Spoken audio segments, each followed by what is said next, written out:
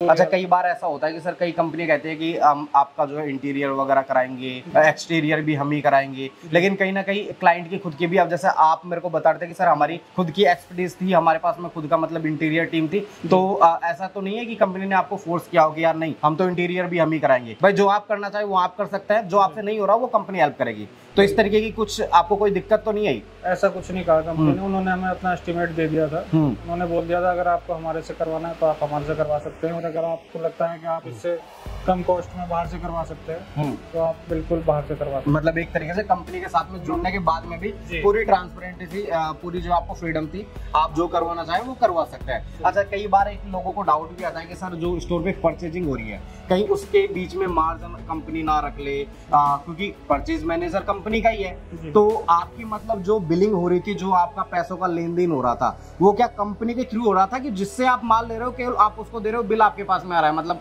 Company का बीच में कोई रोल नहीं था? नहीं, जिससे हम माल ले रहे हैं बिल उससे ही आ रहा था। अच्छा, कंपनी का उसमें कोई रोल नहीं था। बिल्कुल, मतलब पैसे के मामले में कंपनी को आप कुछ भी पे नहीं कर रहे, एक बार जो फ्रेंचाइजी फीस है वही, इसके अलावा जो भी बिलिंग हो रही है डायरेक्टली डिस्ट्रीब्यूटर या फिर मैन्युफैक्चरर से हो रही है, माल आपके पास में आ रहा है, पैसा डायरेक्टली जो डिस्ट्रीब्यूटर के अकाउंट में जा रहा है, तो मतलब बीच में कोई भी पैसों को लेकर ऐसे कोई जो है दिक्कत नहीं आई है आपको?